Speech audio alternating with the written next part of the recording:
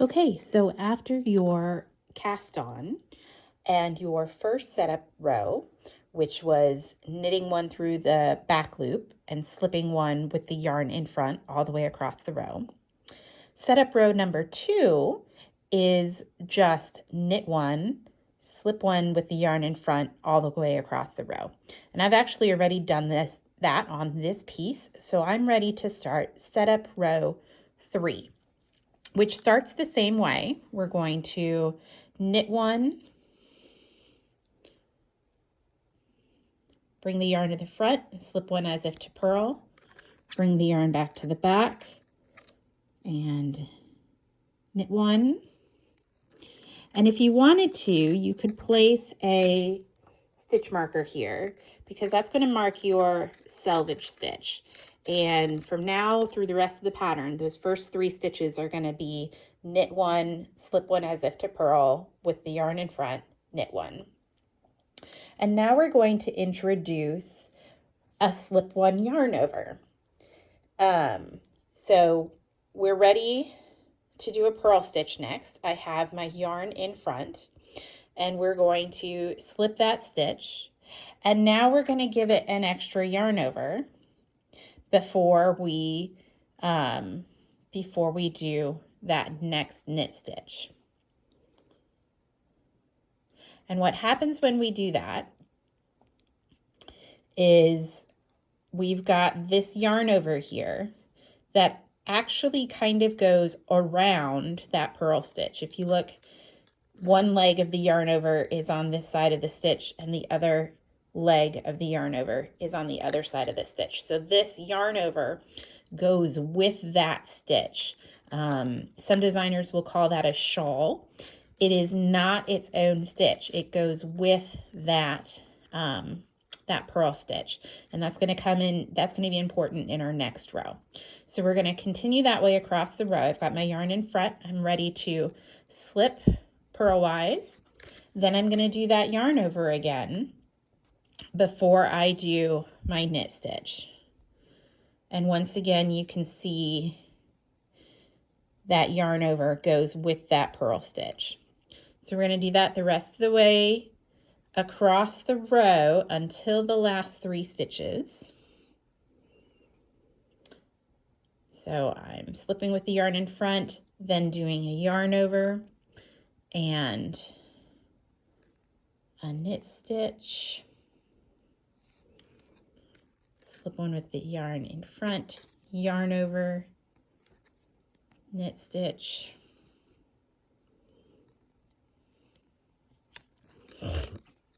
excuse me. So this is called a slip one yarn over because the yarn over goes with that slipped stitch. All right, now I'm to the last 3 stitches. The last stitch I worked was a knit stitch. I'm going to go ahead and add another stitch marker here. This is optional, but if it helps you to remember where those selvage stitches are, go ahead and do that. So then my ending selvage stitches are slip one with the yarn in front, knit one, and slip one with the yarn in front.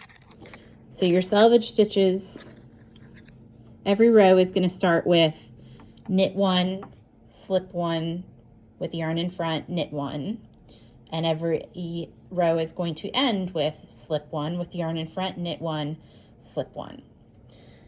So that is row 3, and we added those slip one yarn overs. So it looks like there are quite a few more loops on the needle than in the previous row, but they're not all individual stitches. Those yarn overs are going to get paired with the stitch that was slipped with them. And so I'm going to show you what we're going to do with those now on setup row 4.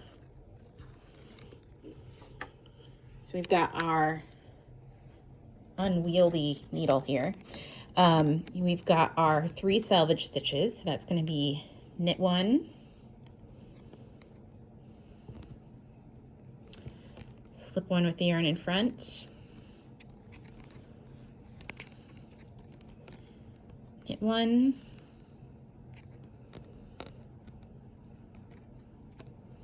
Move that stitch marker over. All right, now we're gonna do that slip one yarn over again. So yarn front, slip with the yarn in front, and do a yarn over again.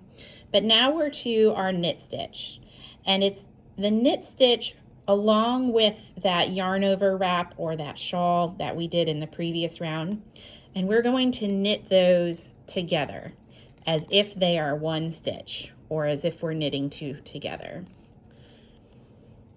because that yarn over wrap is part of that stitch in brioche knitting. So we call that a brioche knit or a bark, B-R-K. So I'm going to do that again.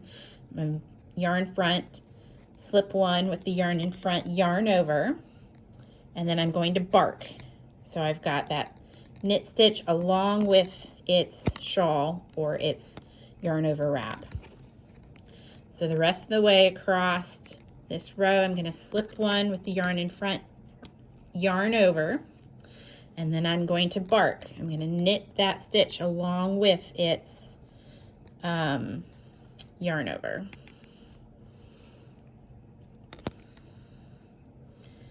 So slip one, yarn over, knit or bark that stitch together with its wrap. Do that a couple more times to get to the end of the row.